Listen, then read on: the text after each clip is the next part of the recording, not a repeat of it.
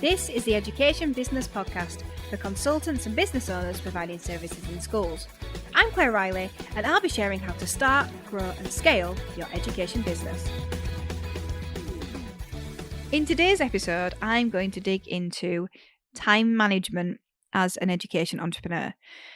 You might think you don't need to listen to this episode, but I guarantee you that you do, because nobody is using their time as effectively as they could do. So today, I just want to unpack what you need to be keeping on top of or to stay aware of in how to use your time in the best way. And I wanted to talk on this topic because it's one of the number one themes that is coming up over and over again with our voice mentoring clients, because there's just so much to understand and explore when it comes to managing time and knowing what to do and doing the right things. So as a teacher, I thought that I was really good at time management. What I thought time management meant was writing a list of what needed to be done, adding to that list, getting a thrill when ticking things off that list, and then rewriting that list, maybe 2 times a day, just so there'd be fewer things on it. From an ADHD perspective, and I share this just because I know that many entrepreneurs, particularly who are listening to my podcast, are either discovering this for themselves or they're resonating with the challenges. But from an ADHD perspective, I'm technically what's termed as time blind, which means for me, it's either now or not now. It's hard for me to see like 2 weeks in advance. Like I can see it, but it's hard to feel it. And so just with that, I do use an app called Motion, which is really helping because it shows me when tasks will appear in space and time on a calendar. But anyway, due to this time blindness, I have made time management an obsession in my life, probably for the last 6 or 7 years. And so I do have an awful lot to share with you when it comes to managing time, really. So hopefully I can help. I definitely love talking to our mentoring clients about managing time and different things I figured out. But I've got 6 ideas to share with you today that hopefully will get you thinking when it comes to how you're managing your time. So, number 1, be honest with yourself. So, the biggest mistake I used to make was to say, I'm good at managing my time. I'm a tick lister. I'm an achiever. And I did that because it was celebrated in those around me. And it's not that that was wrong. I just didn't know anyone who managed their time differently. But if being super successful in time management is all about moving through tasks that you've got on a list, why do some really hardworking people who are really good at ticking things off a list never climb the ladder even though they want to, while other people do? And the reason is because they don't really understand how to manage the time.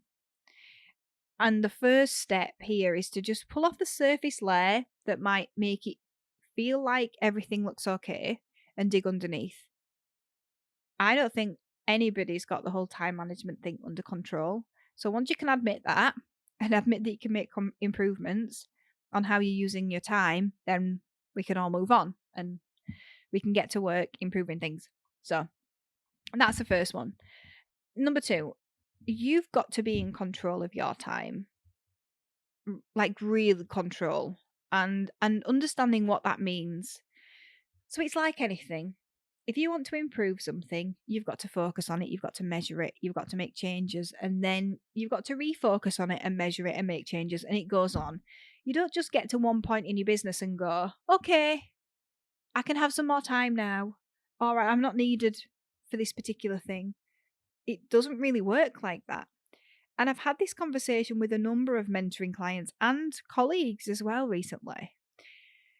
So in 2021, when the children were getting back to some kind of normality and our children had finally reached the age where school was full time for them, and I was really excited after the terrible 2 years we'd had, I decided that I wanted to have Fridays off work because I recognised that I really needed space in order to think about big things that I was trying to create and achieve, and also the time that we'd had, I needed to process that as well.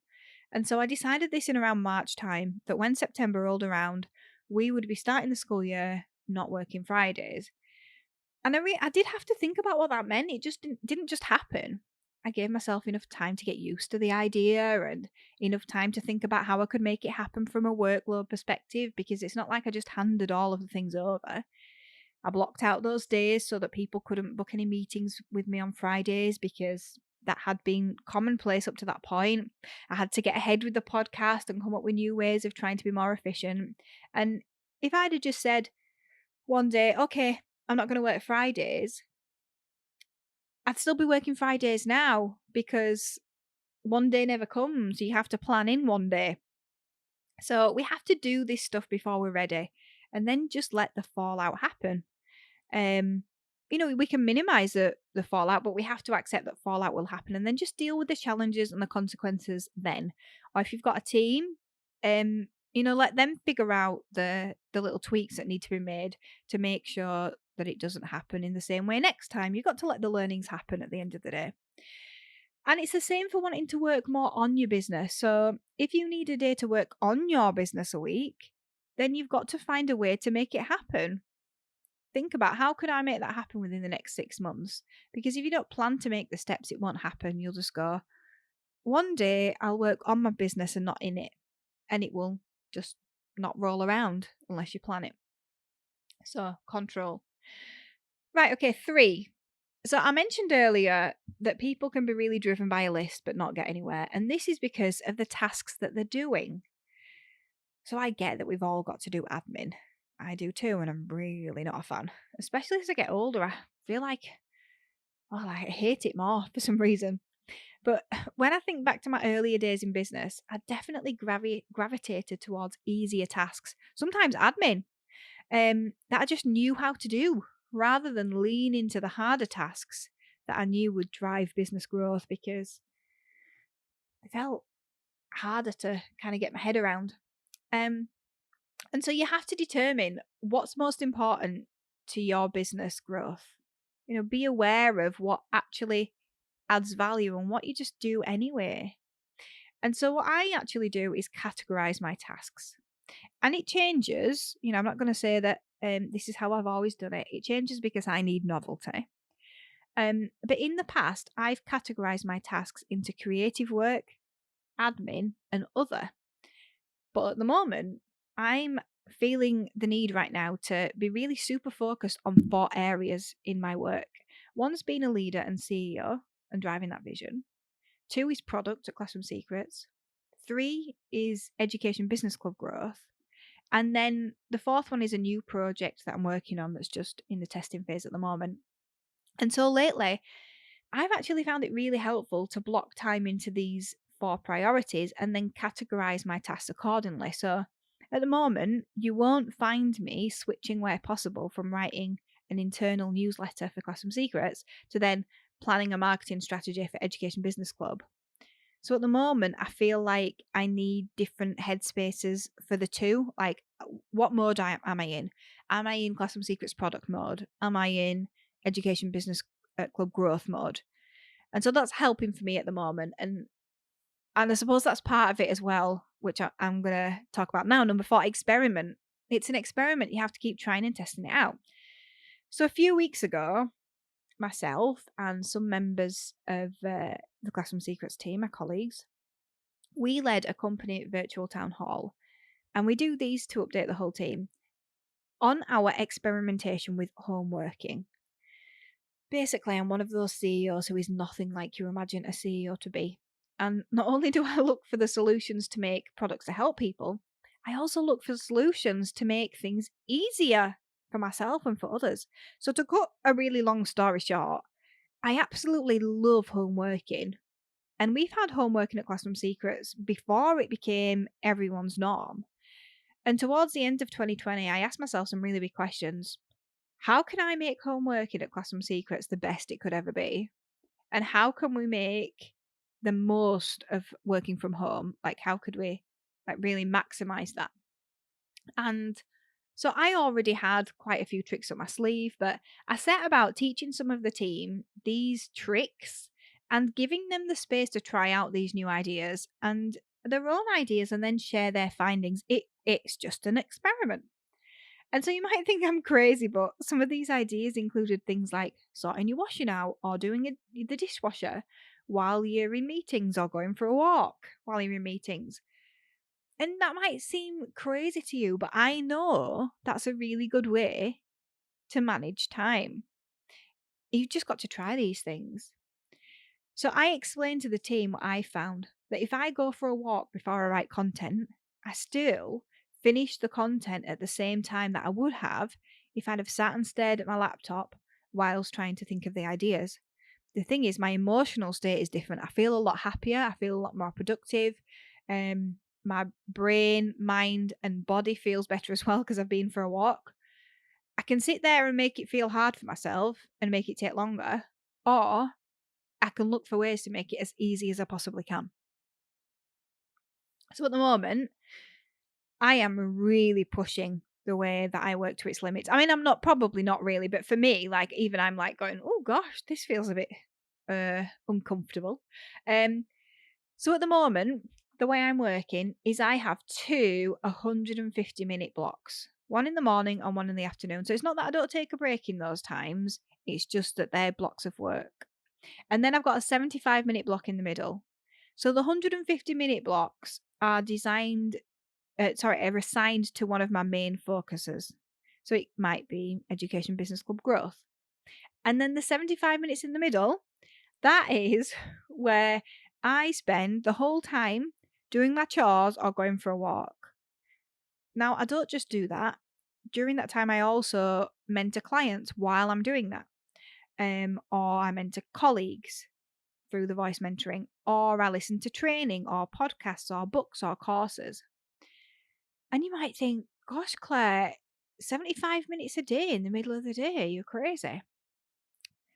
But I'm actually aligning it to what's really important for me and for the business right now. Because the thing is, I know at this stage in my businesses and career, it's really important that I level up. I've got a lot to learn. And so I know that I've got to dedicate that time to doing that. In the past, I'd have pushed that learning to one side and I've said, oh, I'll do it at some point. And I'd have pushed that learning aside to make another resource because it felt comfortable and just never got around to it. Whereas the role I have now requires me to do different things, and I'm leaning into that. So I'm focusing more on what's important. So I know that you'll still have tasks to do. I know that I'm further ahead in the journey, and I'm not expecting you to give 75 minutes in the middle of the day over to learning because you might not be ready for that. But I do want to question if you're always working on the right things or not. That's the point of this point, to be thinking about that and experimenting as well. Number 5, know when you work best. This is part of the experimentation. You've just got to become really interested, really curious in time management and ask yourself questions like, how can I make this easier, quicker, more enjoyable? I'm always asking myself questions like this. When does it feel easy to do this type of task? Why did it feel easier on Tuesday than it does today? Was it what I ate? Was it exercise, sleep, hormones, other factors? And when you categorize your tasks, like I talked about before, you can match them then with the times that you find it easiest to do those kinds of tasks when you start really thinking about it and experimenting with it. Sometimes when I create content for Education Business Club, I struggle with like the little ideas that then become the posts. But if I'm doing something like cooking, I don't know why they just all come to me. And so, oh dear, it makes making the tea longer, of course it does. But I'll get an idea and I'm like, oh yeah, I'll just write a post about that. And I write really quickly and then I go back to my cooking. And it feels easy to do it that way. Whereas if I sat down, I could be there 2 hours and just maybe I've written 4 posts and I just can't think of the ideas. So make it work with what you're doing. 6, keep questioning and evaluating your routine. You're never going to be finished on time management. You're never going to be done with this journey. You can always do better. You can always find new ways to think differently. And one of the most important skills as an entrepreneur is the ability to ask yourself the right questions. And the right questions about business, but also the right questions about time management. They're just as important. And you need to be able to do that, because if you don't ask yourself the questions, you're not going to come up with the answers, and you need to know the answers. So I want you to take 15 minutes today to look at your to-do list and really think about what's important for your business right now and your business growth.